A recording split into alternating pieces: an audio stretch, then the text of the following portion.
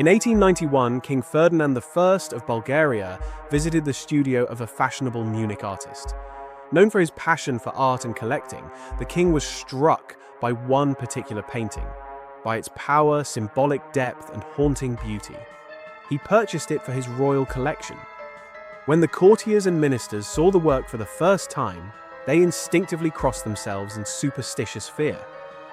This became a lasting tradition, to make the sign of the cross whenever he looked at them.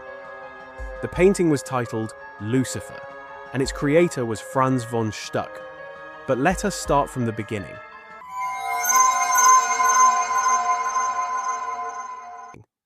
Franz von Stuck is best remembered for transforming traditional, biblical, and mythological subjects into symbols of modern life. Today, he is regarded as one of the most significant German artists of the late 19th and early 20th centuries. Born in 1863 in the small Bavarian village of Tettenweiss, the miller's son showed a passion for drawing from an early age. Despite his modest background, he entered the Munich School of Applied Arts in 1878 and, 3 years later, the Academy of Fine Arts. As a student, Stuck earned his living illustrating magazines and books. Unlike the art for which he later became famous, these early works were created in the academic tradition that shaped his artistic foundation. By the late 1880s, Stuck began to move towards symbolism, creating The Guardian of Paradise, which he presented at Munich's annual exhibition. This painting marked his breakthrough. At just 26, he received a gold medal, a substantial monetary award, and enthusiastic critical acclaim.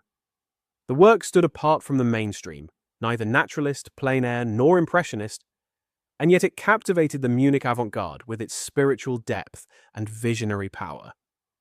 In 1895, Stuck became a professor at the Munich Academy of Fine Arts, shaping the minds of future avant-garde masters such as Paul Klee and Wassily Kandinsky.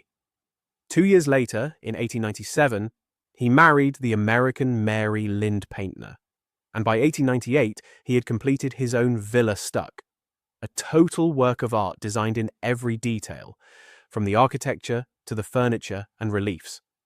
The villa embodied symbolism itself, a temple of beauty and introspection. Sadly, World War II brought great destruction, claiming many of Stuck's works. Franz von Stuck died in Munich in 1928 and was buried at the Waldfriedhof Cemetery. His wife Mary rests beside him. The artist was nearly forgotten until the 1960s, when a renewed fascination with Art Nouveau revived interest in his legacy. In his paintings, Stuck visualized the instincts and shadows of the human soul, the inner madness that polite society conceals behind a smiling face. Yet, as Carl Gustav Jung once said, darkness lives within the unconscious, and there are always forces ready to break the chains that bind it. The Munich Symbolist's works are precisely about this struggle. They reveal the unsettling, nocturnal side of human nature. Although Stuck's paintings rarely reference specific historical events, their mood unmistakably reflects the spiritual climate of his era.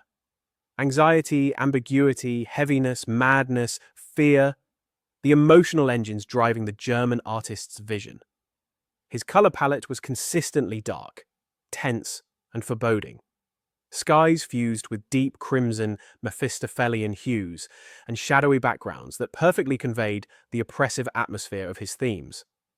Motifs from ancient Greek mythology frequently appear in the works of the Munich Symbolist. The painting, Judith and Holofernes, reproduces a story from the Old Testament. The moment when the Jewish widow Judith decapitates the Assyrian general Holofernes to save her people. Prometheus illustrates one of the central myths of ancient Greece, the Titan Prometheus, chained and condemned to eternal torment, while an eagle endlessly returns to peck out his liver, which regenerates each time. The title, The Warrior, speaks for itself. It embodies courage, strength, and the unyielding spirit of battle. In The Sin, temptation takes shape as a naked woman whose body is entwined by a gigantic serpent. The snake here symbolizes vital energy, passion, and primal force. Thus, its harmony with the female form is no accident. Sisyphus once again reimagines a classical mythological theme. Condemned by the gods, Sisyphus is forced to eternally push a boulder up a hill, only for it to roll back down each time he reaches the top. In The Struggle for a Woman, Stuck turns to the primal instincts, the fight between two males for a female. Their faces are filled with savage rage, aggression, and madness, a vivid embodiment of the animal nature that dwells in man. Finally, The Abduction of a Nymph is a tableau of erotic symbolism. Cupid aims his arrow. A centaur, having captured the nymph, grins triumphantly.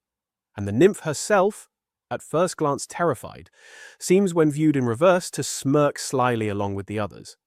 Now let us return to Lucifer. The painting depicts the fallen angel Lucifer, whose penetrating gaze seems to pierce straight through the viewer.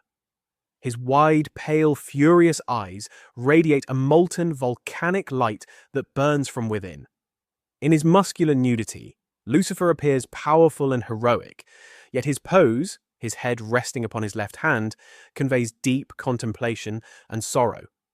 The folded wings behind him remind us of his fall, marking him as a symbol of inverted divinity, once celestial, now infernal. The fallen angel looks directly at us with blazing yellow eyes filled with vengeance. A faint ray of light from the left hints at the lost grace, a final flicker of hope, glimmering in this dark abyss.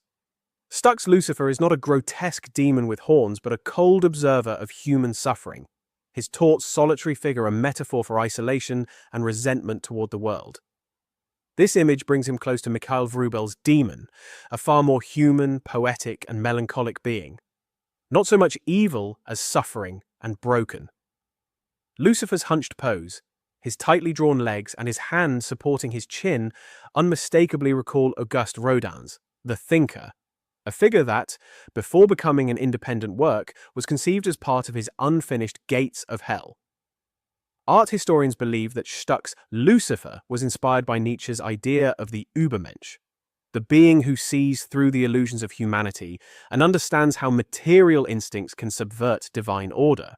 King Ferdinand of Bulgaria, who owned the painting, once told Franz von Stuck that his ministers could never walk past it calmly. Each time they met Lucifer's gaze, they crossed themselves in fear. The artist, amused, would retell this story with delight, seeing in it proof of his art's true power, the ability to evoke not mere horror, but reverent awe. The fascination of Lucifer lies not in the depiction of evil, but in the tragic majesty of the fallen spirit. In his emerald eyes, one sees not hatred, but grief and envy for the lost light, for the heavens from which he was cast down. It is the gaze of one trapped between radiance and darkness, proud, self-aware, and eternally alone. And perhaps that is why the painting still holds such hypnotic power. As though Lucifer himself were watching, compelling us to contemplate the fine line between greatness and ruin, light and shadow. If you feel drawn to the power of symbolism and the mysteries of art, subscribe and like so you don't miss new stories about the great artists and their most enigmatic creations.